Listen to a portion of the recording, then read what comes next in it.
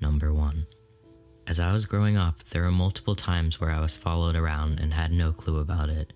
Because of this, my mom was very good at watching not only her surroundings, but also mine. Back when I was around the age of 13, I went out to dinner and shopping with my mom and my grandma, my dad's mom. This was a pretty normal occurrence and was sort of a girls' night for us. As my mom and grandma were looking at clothes that fit them, I usually wandered to the junior section or shoes. This night, I was lucky I did not. My grandma shopped in the women's section of the clothes, and my mom shopped in the petite section. In the store, these were right across a path near the doors. I floated between my grandma and mom all night, talking to both as I floated back and forth. I noticed my mom getting a little tense and a little weird. She pulled me into the dressing room and waved for my grandma to come as well. She tried something on and pulled my grandma into the dressing room. I could hear them whispering, but in all honesty, I didn't care what was being said. We left the dressing room and my grandma was acting just as bizarre. That's when I noticed him. There was a man, probably late 20s or late 30s. He kept looking lazily at a few shirts and he kept glancing over at me. He caught me staring at him and he smirked at me. He was dirty, like extremely dirty. He had on gross work boots, dirt-filled pants and shirt, and his hands looked like he had been working construction all day. My mom brushed by him and grabbed my hand. "You would love this shirt over here," she said. I gave her a questioning look because I wouldn't ever want anything out of these sections. She started whispering, "I need you to go walk over to your grandma, but stay close to her and then come back here in a minute." So I did. I wandered over to my grandma, who was watching me like a hawk. Sure enough, the dirty man followed suit.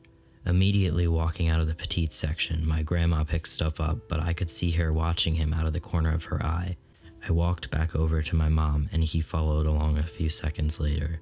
My mom, being as smart as she was, pulled out her phone and loudly started talking. "Tom? Oh yes, sweetie, we are in the petite section and we're ready to go. I found you a few shirts. Oh, you're right outside? We'll wait right here for you." She hung up the phone and yelled across to my grandma, "Tom is on his way inside. He's gonna try on the shirts we found him." The greasy guy hauled ass out the front doors. I'm not even kidding, I've never seen someone leave a store so quickly. My dad wasn't really outside, but my mom figured if she could bluff, the man would leave me alone because she didn't want to leave the store and have him follow us. On the way home that night, I asked my mom what tipped her off. She told me that when we walked into the store, he was checking out at the register and watched us intently as we walked in. He left for a few minutes and then came back and seemed to be following me wherever I went.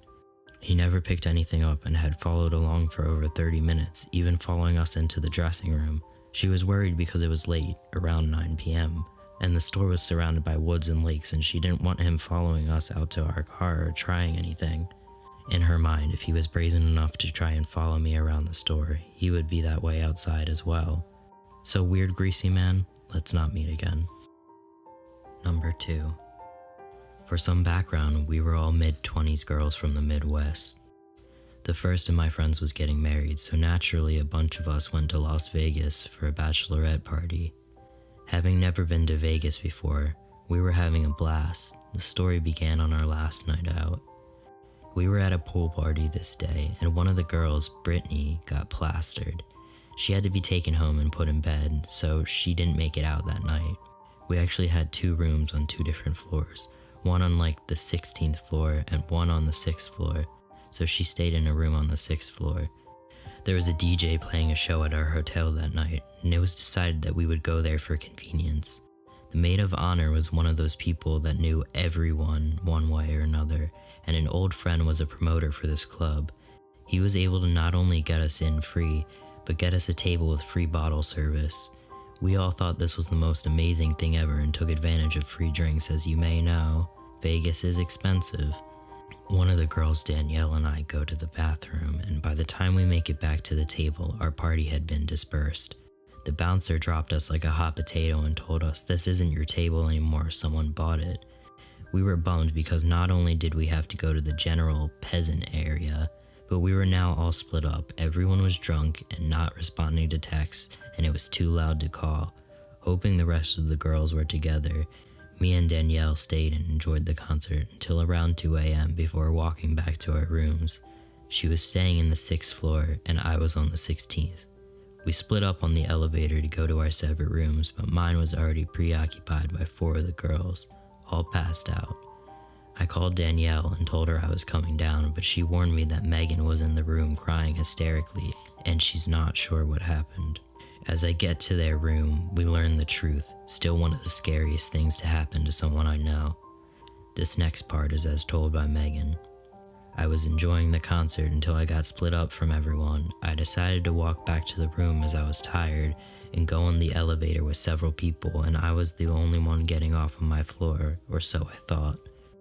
I walked to the end of the hallway, and as I put my keycard in the door, a man comes sprinting down the hall and tackles me into the room. The door shut behind us. He climbed on top of me and punched me in the face several times, trying to knock me out. All of a sudden, Brittany, who was asleep in the room, wakes up out of nowhere and yells, "What the fuck?" She gets up and starts kicking the man. He thought Megan was alone, so naturally he freaked and ran out of the room. Her blood was all over the wall when I got to the room. Hotel security came and said something that gave me the chills. We were able to watch him on our cameras follow you the whole way from the casino and onto the elevator. He got out pretending to go the opposite direction just until you opened your room door, then he charged. The whole time you were walking, he was just behind you watching you like a hawk. It definitely seemed like he knew what he was doing. Thank God for my other friend not making it out that night, because Megan truly could have been alone and trapped in a hotel room with that guy. Also, the police never did find him. Number 3. This happened when I was around 8 or 9 years old. I grew up in a pretty safe neighborhood that happened to be close to a large golf course that had, and still has, a huge annual tournament. If you know anything about golf, you can probably figure out where this is. The tournament lasts for several days, and every year thousands of people travel to the city to attend. Unfortunately, that means some weirdos come to town as well. I was playing out in front of my yard with 2 friends, one girl who was my best friend, same age, and lived down the street from me, and another slightly older girl who lived on the opposite end of the street from me. At this time, my mom no longer felt that she had to sit outside and watch me while I played, but she would occasionally look out the window to check on me. We were playing on our bikes when all of a sudden this silver car pulled up right next to us on the road. There was a man in the driver's seat with his window all the way down, and I don't remember much about how he looks, but he was white with dark hair, but I'll never forget the creepy ear-to-ear grin he wore. He asked us if we could show him where the baseball fields at the school were. I live super close to an elementary school with baseball fields across from it. My slightly older friend, who was unfortunately far too naive and trusting, told her sure, she knew exactly where they were and she could get on her bike and take him there. Meanwhile, I was scared shitless, and I was trying to frantically mouth to my best friend, "Don't talk to strangers," because something about this guy was making me really uncomfortable, and I knew we shouldn't be talking to him, but I was too afraid to say it out loud and possibly make him angry. Then the guy asks us, mouth still stretched into that creepy grin, "Do you want to know a secret?" beckoning us to come closer to the car.